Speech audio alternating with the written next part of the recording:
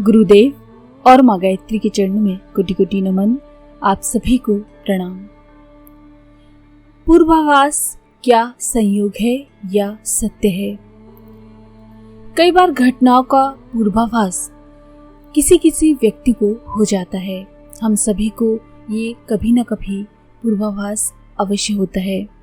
तो आइए जानते हैं इसके पीछे क्या संयोग होता है या ये सत्य होता है। पूज्य गुरुदेव की पुस्तक से जानेंगे हम अतीन्द्रिय क्षमताओं की पृष्ठभूमि। तो आइए शुरू करते हैं। समय और परिस्थिति के अनुसार घटने वाली घटनाओं तथा पूर्वानुमानों को कई लोग संयोग मात्र कह करके उन्हें बहुत हल्केपन से लेते हैं, लेकिन पूर्वाभास की घटनाएं जिनका उल्लेख पूज्य गुरुदेव ने इस पुस्तक में किया है, सत्य पर आधारित है। इस तरह की घटनाओं को वस्तुतः पूर्व दैवी चेतावनी के रूप में ग्रहण किया जाना चाहिए। हमारे बाह्य जगत की अपेक्षा अंतर जगत की शक्ति और सक्रियता अदृश्य होकर भी कहीं अधिक प्रखर और प्रभावपूर्ण होती है। मस्तिष्क में क्या विचार चल रहे होते हैं ये दिखाई नहीं देता, पर क्रिया व्यापार की समस्त भूमिका मनोजगत में ही बनती है। किसी व्यक्ति को किसी के मन की बात पता चल जाए तो वो उससे भी लाभ ले सकता है।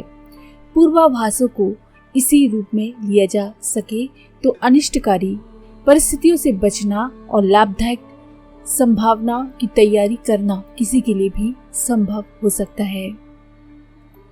पृथ्वी की गुरुत्वाकर्षण शक्ति का आधार विज्ञान वेदताओं को विशिष्ट तत्व ग्रेविटी के रूप में हाथ में लगा। ये ग्रेविटी प्रत्येक पिंड में से निकलती है और उसकी आकर्षण शक्ति के स्तर की संरचना करती है। इसी के आधार पर एक ग्रह दूसरे को खींचता है और ये विश्व ब्रह्मांड एक व्यवस्थित संबंध श्रृंखला में जकड़ा हुआ होता है। ग्रह नक्षत्रों की तरह ही मनुष्यों में भी एक विशिष्ट विद्युत का प्रवाह होता रहता है। ये एक दूसरे को बांधता है। इस प्रकार समस्त मनुष्य जाति का प्रत्येक सदस्य एक दूसरे से अनजाने में बंधा हुआ है और जिन धागों को ये बंधन कार्य करना पड़ता है वही एक से दूसरे तक उसकी सत्ता का भला बुरा प्रभाव पहुंचाता है। एक व्यक्ति दूसरे के विचारों से अनायास ही परिचित और प्रभावित होता रहता है। यह आगे की बात है कि प्रभाव कितना ज्यादा होगा या कम होगा, उसे किस कदर किसने स्वीकार या अस्वीकार किया। आइंस्टीन समग्र ज्ञान को सामान्य ज्ञान की परिधि से आगे की बात मानते थे। वे कहते थे कि जिज्ञासा, प्रशिक्षण, चिंतन एवं अनुभव के आधार पर हम जो जानते हैं उतना ही ज्ञान नहीं होता, वरन चेतना का एक विलक्षण स्तर भी होता है जिसे अंतर्ज्ञान कहते हैं। संसार के महान आविष्कार इस अंतर्ज्ञान प्रज्ञा के सहारे ही मस्तिष्क पर उतरते हैं।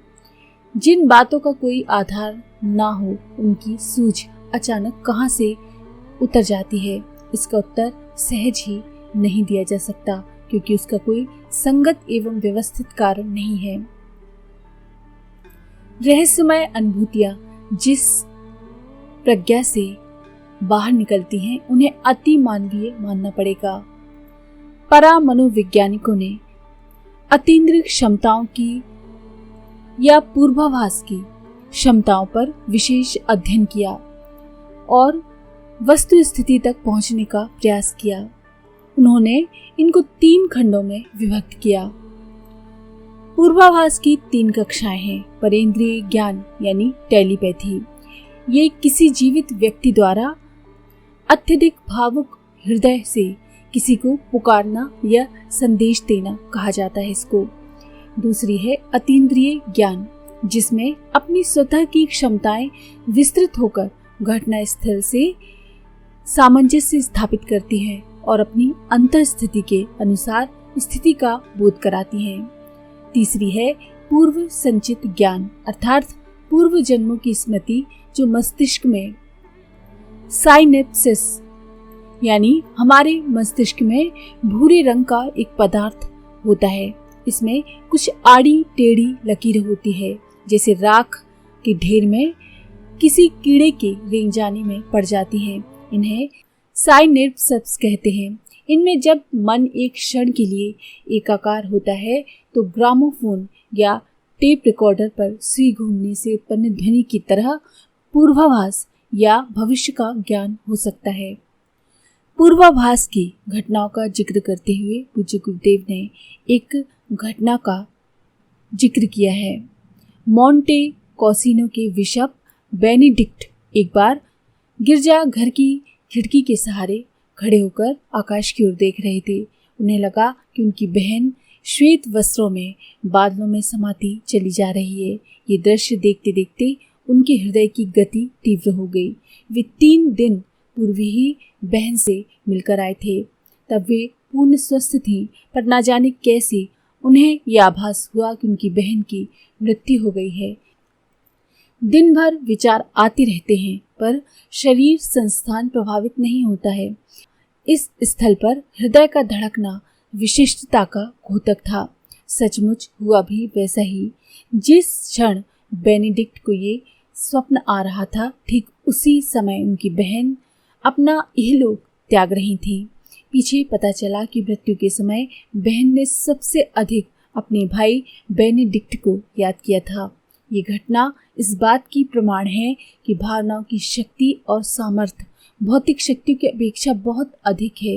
यदि लोग इंद्रियों के सुखों के छलावे में ना आए और भावनाओं की सूक्ष्म सत्ता और महत्ता को समझ सके, तो भौतिक जीवन भी बहुत अधिक सफल और सरल रूप से जिया जा सकता है।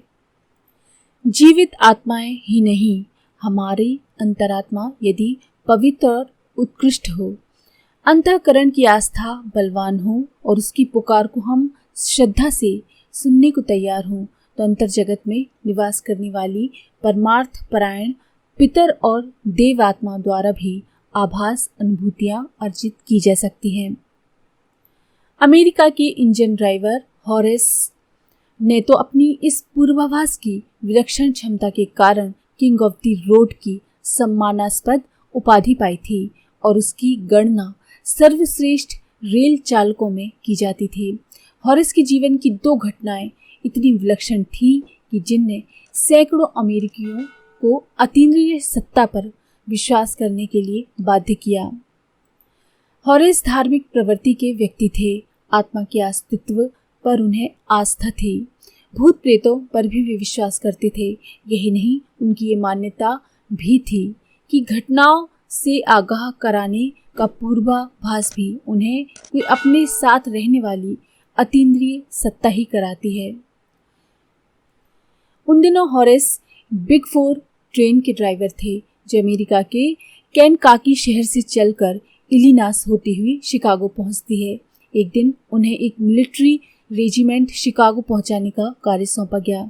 गाड़ी 60 मील प्रति घंटा की गति से चल रही थी। एकाएक उन्हें लगा कि इंजन कक्ष से किसी की आवाज गूंजी, सावधान, खतरा है, आगे पुल जला हुआ है। जबरदस्त विश्वास के साथ हॉरेस उठ खड़े हुए और पूरी शक्ति से गाड़ी रोकने का प्रयास किया। गाड़ी बीच में ही रुक जाने से परेशान कमांडर नीचे आए और गाड़ी रोकने का कारण पूछा, तो हॉरेस ने अपने पूर्वाभास की बात बताई। कमांडर बहुत बिगड़ा और गाड़ी स्टार्ट करने का आदेश दिया, किंतु हॉरेस ने स्थिति स्पष्ट हुए बिना गाड़ी चलाने से इनकार कर दिया। पता लगाया गया तो बात सच निकली। कमांडर ने न केवल क्षमा याचना की, बल्कि हजारों सैनिकों की जीवन रक्षा के लिए हॉरेस को धन्यवाद दिया। किंतु हॉरेस कृतज्ञता पूर्वक यही कहते रहे, ये तो उन अज्ञात आत्माओं की कृपा है जो मुझे ऐसा अनुभव कराते रहते हैं। ऐसी कितनी ही घटनाएं देखने में आती हैं जिनमें लोगों में अनायास ही अद्भुत शक्तियां विकसित होती देखी गई, जबकि उन्होंने कुछ भी साधना नहीं की। ये उनके पूर्व जन्मों के प्रयासों का प्रतिफल है। ऐसे कितने ही अतीन्द्रिय क्षमता संपन्न विलक्षण व्यक्ति उपलब्ध हैं, जिनमें इस जन्म की कोई विशेष साधनाएं न होते हुए भी उनके अंदर आश्चर्यजनक विशेषताएं पाई जाती हैं। आज के लिए इतना ही।